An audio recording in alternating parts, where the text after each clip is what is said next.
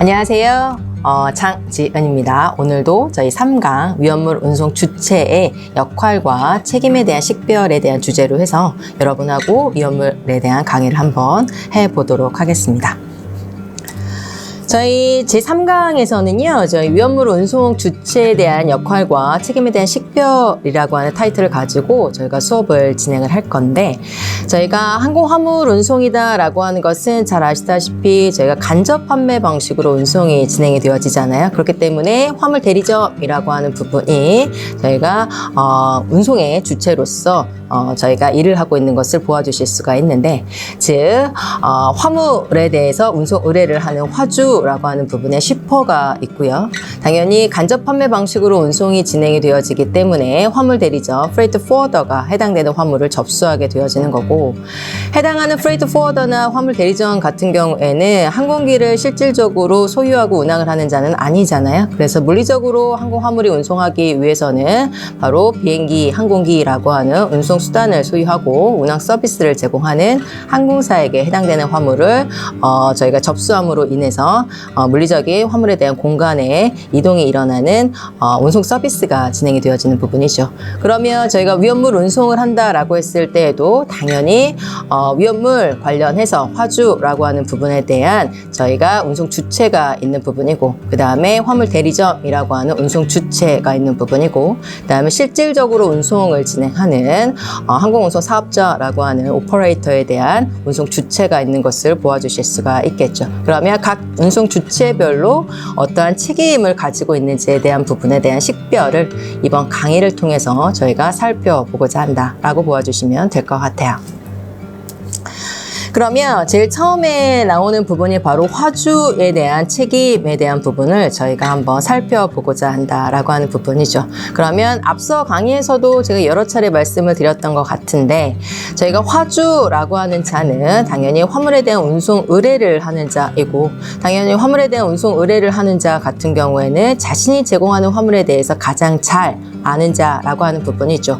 그러면 위험물을 제공한다라고 하게 되면 제공하는 화물이 어떤 위험성을 가지고 있는지를 가장 잘 아는 자이기 때문에 당연히 해당하는 규정에 따라서 제공하는 화물이 어떤 위험성으로 저희가 분류되어지고 식별되어지는지를 당연히 선언을 해주셔야 되는 부분이겠죠. 그래서 화주는 항공운송 사업자라고 하는 항공사에게 위험물을 제공할 때 반드시 디젤 규정에 따라서 제반사항을 준수한 포장물과 서류를 제공해야 한다라고 하는 것을 보아주실 수가 있고, 당연히 뒤에 저희 항공운송 사업자를 책임에 대한 부분을 살펴보실 때에도 당연히 항공운송 사업자 같은 경우에는 저희가 디젤 규정을 준수하지 않은 포장물과 서류는 접수하지 않는다라고 하는 것도 보아주실 수가 있어요. 그래서 위험물 규정에 제반사항을 준수한 포장물과 서류를 화주는 운송인에게 제공해 주셔야 한다라고 하는 거 살펴주실 수가 있고요. 그게 바로 책임의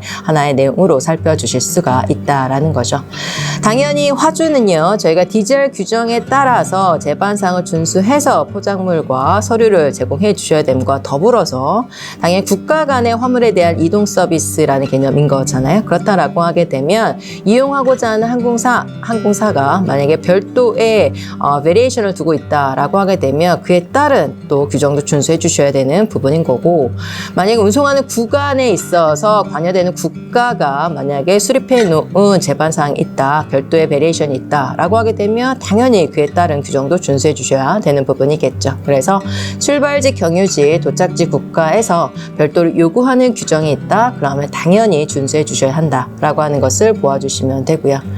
당연히 IATA DGR 규정을 준수하지 않게 되게 될 경우에는 당연히 규정의 위배라고 하는 부분이기 때문에 법적인 제재를 받을 수 있다라고 이미 여러 차례 앞선 강의에서 설명을 드렸던 부분이죠. 그 근거가 TI의 규정을 그대로 준용하고 당연히 그에 따라 국제 기준과 국내법에 당연히 저촉이 되어질 수가 있다, 위배를 할 경우에 그에 대한 내용을 보아주시면 되겠죠. 그래서 디젤 규정을 위반한 경우에는 과태료 부과 대상이 되어질 수가 있다라고 하는 것을 살펴주실 수가 있고요.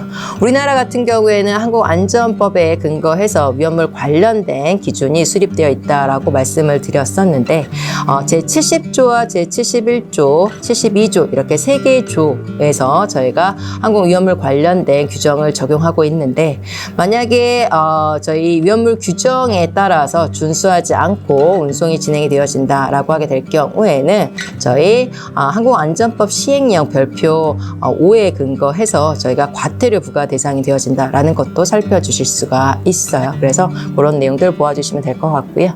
그다음에 당연히 화주는 자신이 위탁하는 위험물에 대해서 정확하게 어떤 위험성을 가지고 있는지를 확인해 주셔야 되는 거고 그에 따라서 그 위험성에 따라서 분류, 식별해 주셔야 되는 부분이고 그다음 위험물 규정에 따라서 저희가 포장이 되어야 하고 마킹 레이블, 서류 작성해 주셔야 된다라고 하는 부분이겠죠. 그래서 그 내용 살펴주시면 될 것 같고요. 그다음에 화주는 자신이 만약에 고용한 고용인에게 위험물 관련된 운송에 대해서 만약에 위임을 하거나 할 경우에는 당연히 그들이 가지고 있는 책임에 대한 부분에 있어서 직무를 수행할 수 있을 정도의 충분한 정보를 제공해 주셔야 되는 거고 당연히 교육 훈련을 제공해 주셔야 된다라고 하는 것도 보아주실 수가 있겠죠. 그래서 이와 같이 저희가 화주에 대한 책임 사항으로서 내용을 살펴보셨다라고 하는 거고 앞선 강의에서 살펴보셨지만 DGR 구성에 있어서 보신다라고 하면 섹션 1부터 섹션 8까지에 대한 규정이 당연히 적용이 되어져서 진행이 되어진다라고 하는 것도 살펴주실 수가 있다라고 하는 것을 보아주시면 되겠죠.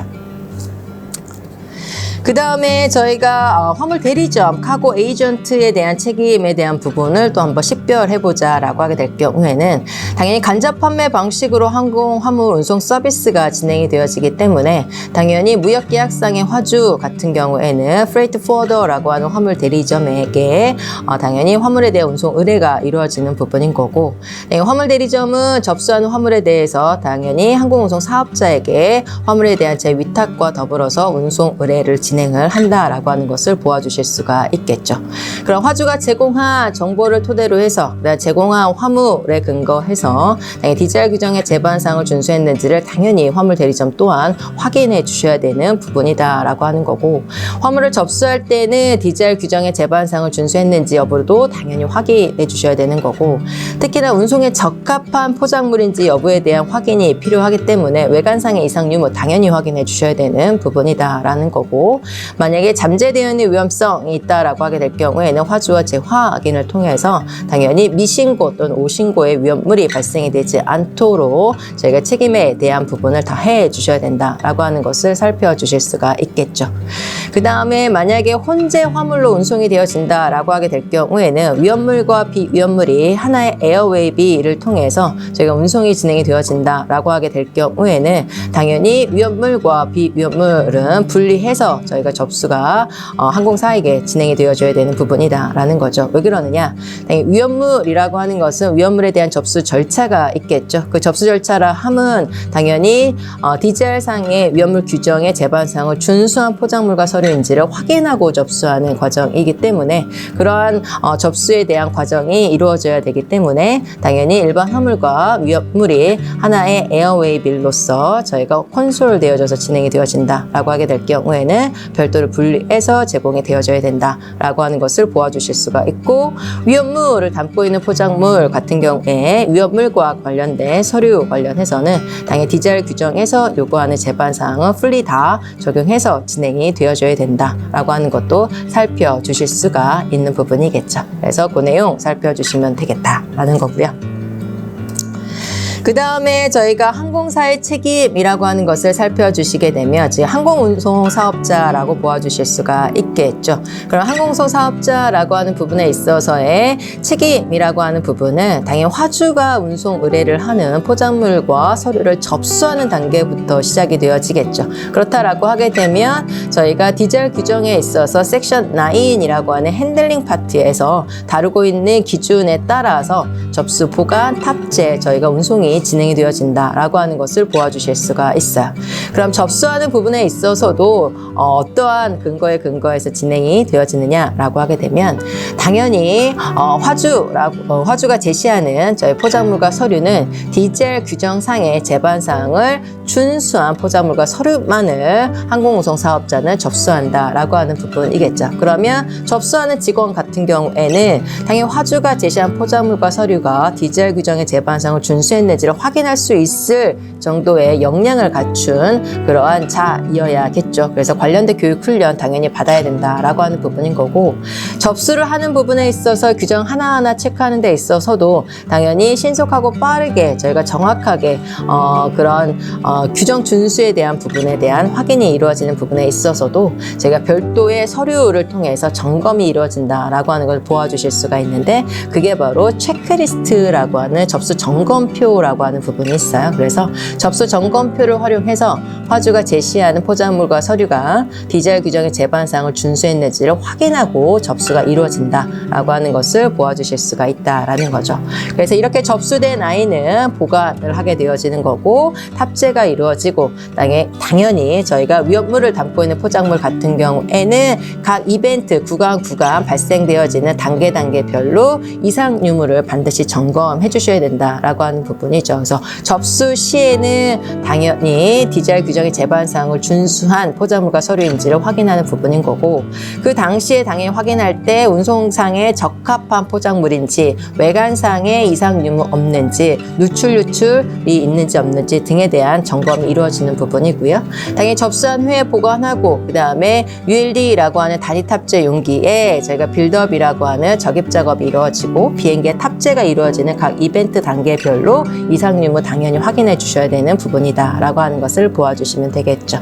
그 다음에 항공운송 사업자는 위험물과 관련된 정보 등을 각 주체별로 필요한 정보들에 대한 제공을 할 의무를 또 가지고 있는 것을 보아주실 수가 있다라는 거고, 당연히 사고와 준사고 등이 발생이 되어졌을 때, 또는 미신고, 오신고 위험물이 발견이 되어졌을 때 그에 따른 보고가 이루어져야 되는 거고, 보고에 대한 당연히 기준들도 수립되어져 있는 것을 보아주실 수가 있겠죠. 그래서 그와 관련된 책임에 대한 식별, 항공사의 책임에 대한 식별을 살펴보셨다라는 거 봐주시면 되고요. 그래서 항공사의 책임과 관련해서 마지막으로 보실 부분은 뭐냐면, 방금 전에 말씀드렸던 것처럼 항공사 직원에게 위험물에 관련된 정보를 당연히 제공할 의무를 가지고 있다라고 하는 부분인 거고, 그다음에 승객이 위험물을 가지고 가는 것은 원칙적으로 금지되어 있어요. 근데 다만 특정 조건을 준수할 경우에는 운반할 수 있다라고 되어 있는데, 당연히 그와 관련된 부분에 있어서 당연히 가지고 가면 안 되는 위험물에 대한 내용에 대한 정보, 가지고 간다라고 하더라도 그런 제한들이 있는데, 제한에 대한 기준들에 대한 부분들도 당연히 승객에게 안내를 항공사는 해야 할 의무를 가지고 있겠죠. 그래서 승객에게 정보 제공, 고시에 대한 의무를 가지고 있다라는 거고, 화물로 운송이 되어질 경우에 어떤 아이가 위험물이고 어떤 아이가 비위험물인지 등에 대한 부분에 대한 정보라고 하는 부분에 있어서 당연히 포장물 안에 미신고의 위험물이 들어가 있으면 안 되는 부분이잖아요. 그래서 위험물에 대한 정보를 또 제공하는 부분에 있어서